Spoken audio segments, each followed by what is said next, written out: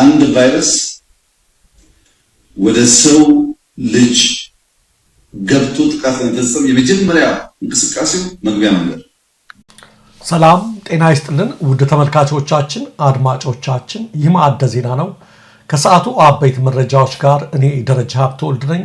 ወደ ዜናዎቼ ከማለፌ በፊት አንዲት አጭር ነገር ልናገር። ሁላችንም እንደምናውቀው ሰሞኑን ለ12 ቀናት በኢራንና በእስራኤል መካከል በጣም ኃይለኛ ጦርነት ተካሂዶ ነበር።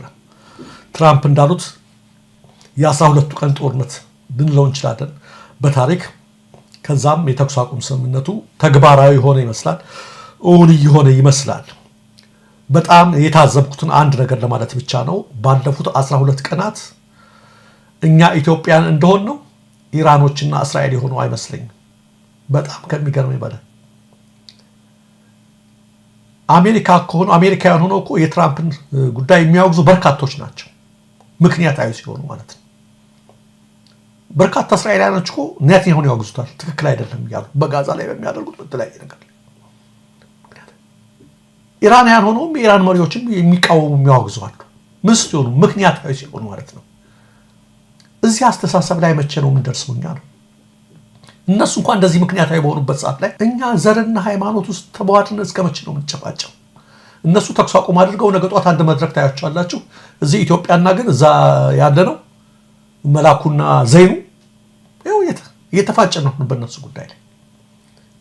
በጣም የሚገርም ነገር ነው። እባካችሁ ከእንደዚህ አይነት የቡድን አስተሳሰብ በጅምላ በሃይማኖት በብሔር በምን ከማሰብ ይልቅ ምክንያታዊ እንደሆነ በተቻለ መጠን በጥንቃቄና ትክክለኛ መረጃዎችን እንደ ማዕደ ዜና ስንሰራ ነው የከረምነው። ከሁሉም ወገን የዌስተርኖችም ሳይጫነን የነ ኢራንም ሳይጫነን መካከል ላይ ሆነን ትክክለኛውን ነገር ለማሰራጨት ሞክረናል። ባላንስ የሆነ ነገር ማለት ነው። እና ይሄን ነገር ያልኳችሁ ለምንድን ነው? ዛሬ የኢትዮጵያ ፕሬስ ድርጅት አንድ ኢንተረስቲንግ የሆነ ዜና ሰራና እኔ ዜናውን ለመስራት ፈለግኩ። ዜናው ምን ይላል መሰላችሁ? የኢትዮጵያ ፕሬስ ድርጅት የሰራው ዜና ይሄ ዜና ነው። በእስራኤል ጥቃት ተገደሉ የተባሉ 3 የጦር መሪዎች የኢራን የድል በዓል ላይ ተገኙ ይላል። እና በእስራኤል ጥቃት ተገደሉ የተባሉ 3 የጦር መሪዎች የኢራን የድል በዓልን ከህዝብ ጋር ሲያከብሩ መታየታቸውን አናዶሉ እና የኢራን የሀገር ውስጥ መገናኛ ብዙሃን ዘግበዋል ይላል። ስለዚህ በጣም ኢንተረስቲንግ ስለሆነ ስቶሪው ሞቷል የተባለ ሰው በህይወት ሲገኝ ይህን ነገር እኔም ዛሬ ላካፍላችሁ ነበር፣ ልሰራ ነበር። ነገር ግን ላገኘው አልቻልኩም።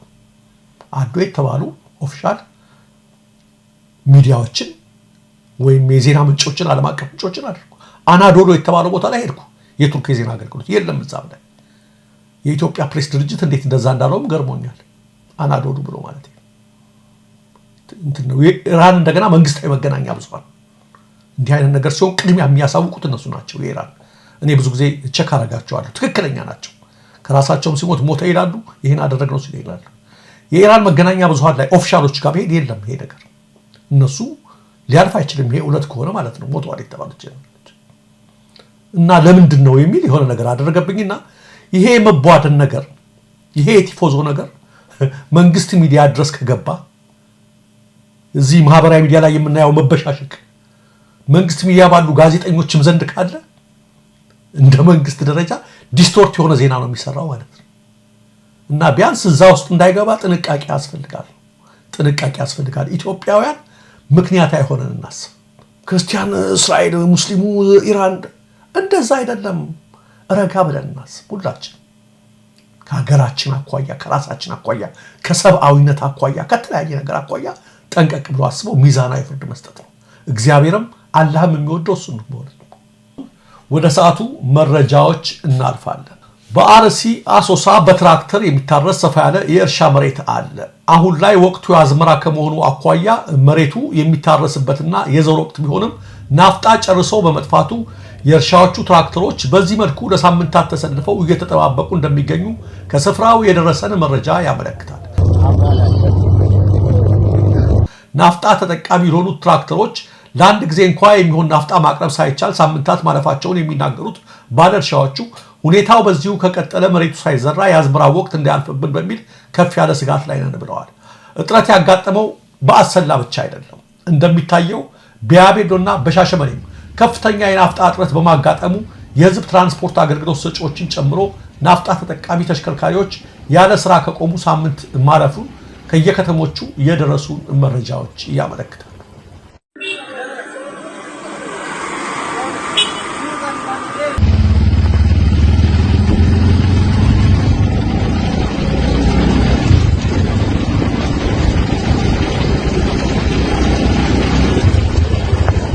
የኢራንና የእስራኤል ጦርነት በተኩስ አቁም በተቋጨ ማግስት የዓለም የነዳጅ ገበያ ከአንድ በርሚል እስከ $11 ድረስ ከፍ ያለ ቅናሽ ቢያሳይም በኢትዮጵያ የናፍጣና የቤንዚንን ጨምሮ አጠቃላይ የጋዝ እጥረቱ እጅግ አሳሳቢ ደረጃ ላይ መድረሱ አነጋጋሪ ሆኗል። ጠቅላይ ሚኒስትሩ ሰሞኑን ከጋዜጠኞች ጋር ባደረጉት ውይይት ከመጪው መስከረም ወር ጀምሮ ጋዝ እናመርታለን፣ ወደ ውጭም እንልካለን ሲሉ የሰሙት የአሰላዎቹ ባለ እርሻዎች ግድ የለም ቀልዱ ይቆይልን፣ አሁን እኛ ችግር ላይ እንዳንወድቅ ጥቂት ናፍጣ ብቻ ይላኩልን ሲሉ ተማጽነዋል። አንድ ቫይረስ ወደ ሰው ልጅ ገብቶ ጥቃት ለመፈጸም የመጀመሪያ እንቅስቃሴው መግቢያ መንገድ። የኢትዮጵያ ጤና ባለሙያዎች ማህበር ጠቅላይ ሚኒስትር አብይ አህመድ ከሕክምና ባለሙያዎች ጋር ያደረጉትን ውይይት ተቃወመ። ጠቅላይ ሚኒስትሩ ውይይቱን ያደረጉት የጤና ባለሙያዎች ማህበር በተሳሳተ ምክንያት እንዲታገድ በተደረገ ማግስት መሆኑን የገለጹት የማህበሩ ምክትል ፕሬዝዳንት አቶ መለስ በአታ በዚህም ምክንያት ማህበሩ በውይይቱ ላይ እንዳልተጋበዘ አመልክተዋል። ማህበሩ የታገደው የሲቪል ሶሳይቲ ባለስልጣን ባቀረባቸው ክሶች መሆኑን የገለጹት አቶ መለስ ከነዚህ ክሶች መካከል ጠቅላላ ጉባኤ አለማድረግና ሐሰተኛ ማህተም መጠቀም የሚሉት እንደሚገኙበት አስረድተዋል። ይሁንና በማህበሩ ላይ የቀረቡት እነዚህ ክሶች ሐሰተኛ መሆናቸውን ገልጸው ይህ ጉዳይ ከ2 ዓመት በፊት የቀረበ ነበር፣ በወቅቱ ምንም ያስቀረጽነው ማህተም እንደሌለ ተማምነን የተዘጋ ፋይል ነበር ሲሉ የተጣለባቸውን እገዳ እንደማይቀበሉት አስታውቀዋል።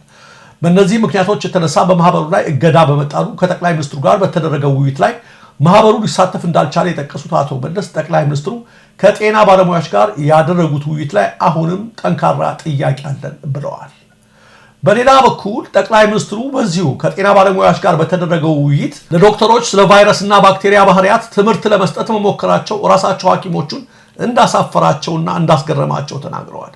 በሁሉም ነገሮች ላይ አዋቂ ሆነው መታየት የሚሹት ጠቅላይ ሚኒስትር አብይ አህመድ ለዶክተሮችና ለስፔሻሊስቶች እንደሚከተለው ትምህርት ለመስጠት የሞከሩት አንድ ቫይረስ ወደ ሰው ልጅ ገብቶ ጥቃት ለመፈጸም የመጀመሪያ እንቅስቃሴው መግቢያ መንገድ።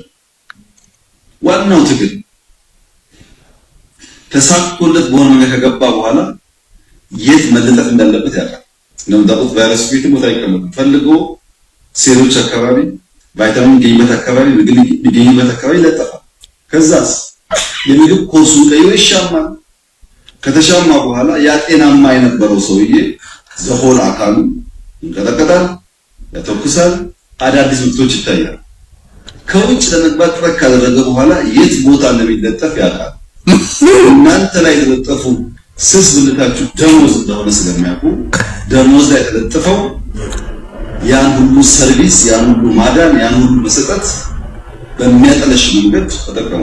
በስብሰባው ላይ ታዳሚ የነበሩት የሕክምና ባለሙያዎች አብይን ገለጻ ሲሰጡ በመገረም ከማዳመጥ ውጭ ሌላ ምርጫ እንዳልነበራቸው ተናግረዋል። አያያዛቸውን ስናየው እኔ እያስተማርኩ ኖት አልያዛችሁም በሚል ምክንያት እያንዳንዳችንን መርፌ እንዳያወጉንና ክኒን እንዳያወጡን ሰግተን ነበር ያሉት የሕክምና ባለሙያዎቹ ከ20 ዓመታት በላይ በትምህርት አሳልፈን ራበን፣ ቤት ኪራይ የምንከፍለው አጣን የሚል የመኖር ጥያቄ ላነሳን ሐኪሞች ስለ ቫይረስና ባክቴሪያ ባህሪያት ገለጻ ለማድረግ መሞከራቸው እስካሁን ድረስ እንደገረመን ነው ብለዋል። በአማራ ክልል ባለው የጸጥታ ችግር ምክንያት በግንባታው ዘርፍ የተሰማሩ ተቋማት ከስራ እየወጡ መሆኑ ተገለጸ።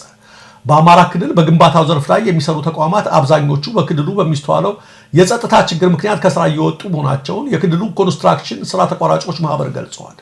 በክልሉ ከ3000 በላይ ተቋማት በግንባታ ዘርፍ ለመንቀሳቀስ ፈቃድ አውጥተው ይሰሩ እንደነበር የገለጸው ማህበሩ በማህበሩ ስር ደግሞ ከ765 በላይ ተቋማት እንደነበሩ አውስተዋል።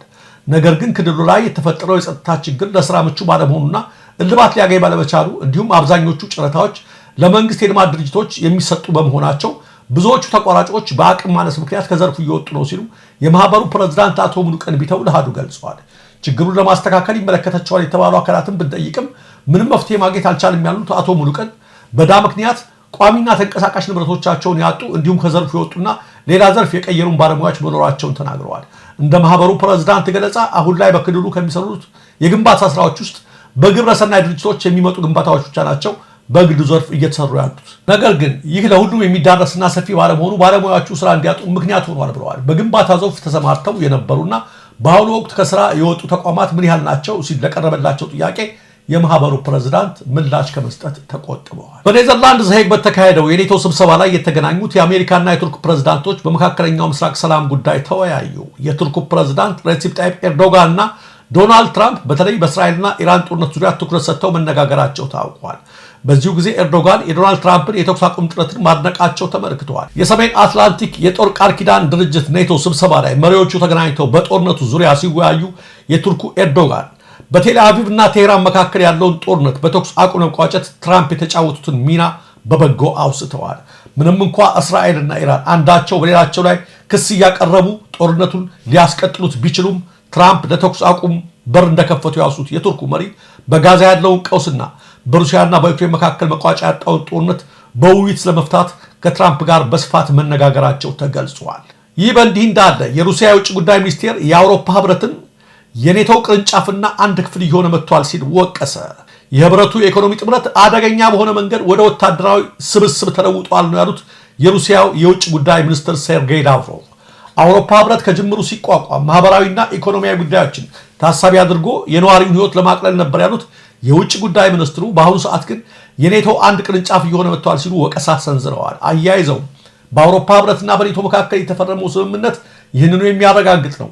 የትኛውም የአውሮፓ ህብረት አባል አስፈላጊ ሆኖ ሲገኝ ግዛቱን ለኔቶ ጦር መግቢያና መውጫ እንዲፈቅድ ተደርጓል። ይህ የሚያሳየው የአውሮፓ ህብረት ሀገራት ሩሲያን ለመውረድ ቀጥተኛ ተሳትፎ እያደረጉ መሆናቸውን ነው ብለዋል። ከኔቶ ዋና ጸሐፊ ማርክ ሩት በኩል የሚሰጡ አስተያየቶችም ይህንኑ የሚያረጋግጡ ሆነው እንዳገኟቸው ሰርጌይ ላቭሮቭ ተናግረዋል። ውድ ተመልካቾቻችን፣ አድማጮቻችን ስትከታተሉት የነበረው የሰዓቱ የማዕዳ ዜና መረጃዎች እነዚህ ነበሩ። ለትክክለኛ ለወቅታዊ ለፈጣን መረጃዎች እንዲሁም ለቁም ነገር አዘል ዝግጅቶች ማዕዳ ዜና ሊከታተሉ ሰብስክራይብ ያድርጉ። ኢትዮጵያ ሀገራችን፣ ምስራቅ አፍሪካችን በሰላም በአንድነት በሞገስ በነፃነት በፍቅርና በክብር ለዘላለም ይኖሩ።